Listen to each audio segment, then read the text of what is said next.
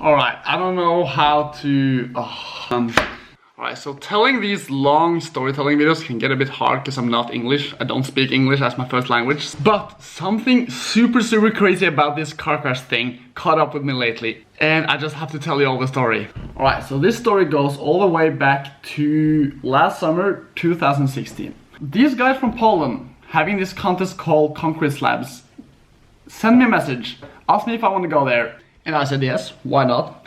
And even more convenient, the weekend after this contest, it was the FIS World Tour stop in Croatia. So I was thinking, why not just drive to Poland, then drive further to Croatia? Have a road trip. Cool, sounds fun. One important thing, this trip I borrowed my sister's car, which was super cool. Shout out my sister, pretty much because the fuel consumption of her car is like half of mine, which is a good thing for the environment and my wallet. Alright, so the drive was 15 hours, 1,200 kilometers. Yeah, that's 745 miles in one day. I drove down, the drive was alright, got to Poland, we rode. I got first place in park, second on street, and most creative rider overall. And that was quite cool. And the next day, we said goodbye to our Polish friends and we started on the trip to Croatia. This was the last selfie we took with the Subaru. Alright, so this might be a bit confusing to some of you because you might have noticed that the last videos I've been driving around in a Subaru looking totally like this one. As you've probably seen in the title and thumbnail, the car got crashed. But the car I've been driving in the last videos is also my sister's car. She bought the exact same one, but just 1 year older. So we started driving. This time I was vlogging, but I did not use the footage for anything and I can't find the footage anywhere, which sucks. So we drove on this small country road. This is when the sketchy part comes. I've never, except the time I skydived, never ever been more frightened for my life ever. We were driving on this country road. I might have to draw everything up just to make everything, just so it all makes sense to you. Alright, so if this for any reason is unclear to some of you, we got into a huge car crash.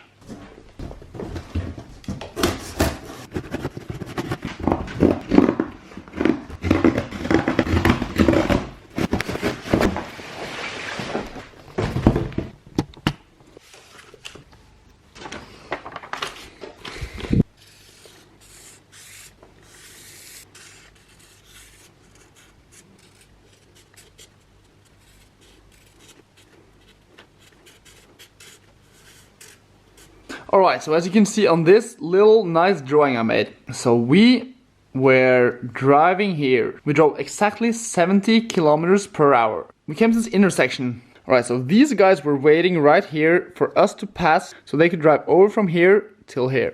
This guy came up with the most brilliant idea ever. Yes, why not just cut the two cars in front of me and just cross the country road where people drive 70 kilometers per hour and just to save about 20 seconds. Good idea. Not. Alright, so I'm gonna try to describe the feeling of crashing 70 kilometers per hour front to front. Driving on the road, everything was good, everything was normal. Then we came to this intersection. We see the cars on the left, indicating of going to the right. Cool, they were waiting for us to pass. Then I saw, like, right behind these two cars, this yellow car just pulls out full speed, pulling out to our lane on the road, cutting the two cars in front of him. Right in the second when the idiot just pulled out, I just immediately just understood that, shit, we are gonna crash. I have a 0 chance of stopping before I run into the car. I was stomping on the brake as hard as I could. All 4 tires started sliding. We were just sliding on the ground. Crazy part was, like,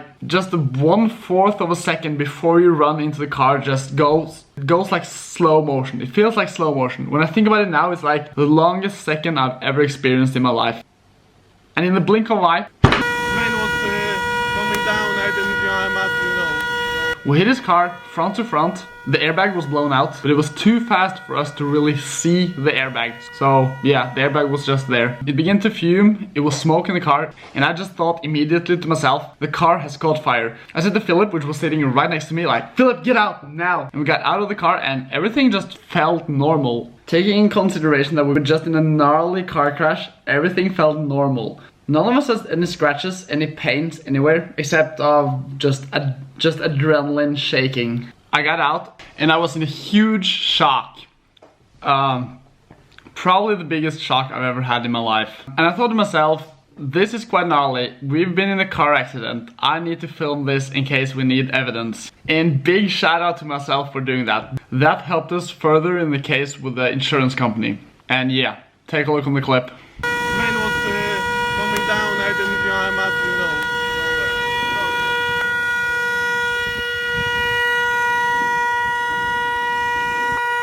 Fan! Fan i helvete skjedde her?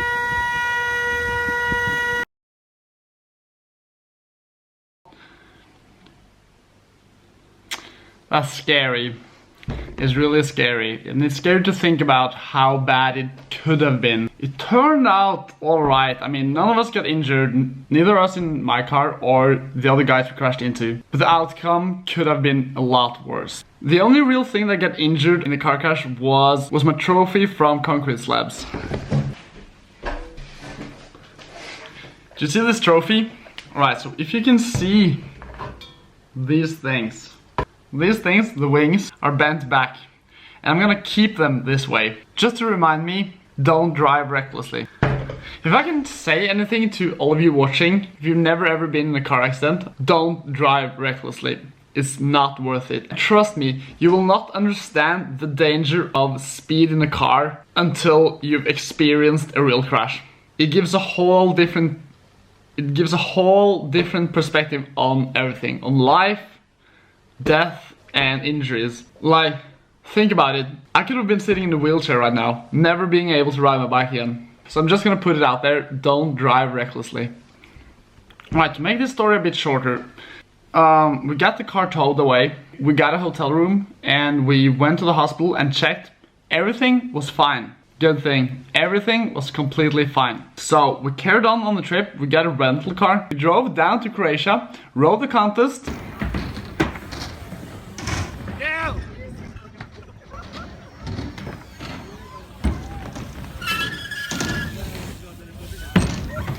Fuck, that was high.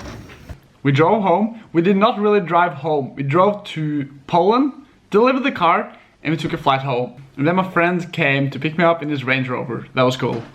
So after loads of time back and forth discussing with the insurance company, my little sister got her money back. And yeah, of course, I forgot to say, he got the blame, of course. I mean, he was just pulling out, being super sketchy in the traffic. The insurance company took a look at the pictures of the crashed car and said the expenses for fixing this car will be a lot more than just buying a new car. So she got her money back. So you probably wonder, what has this to do with now? This whole story connects with now. As you probably know, I got super tired of my Mercedes. It's snow outside.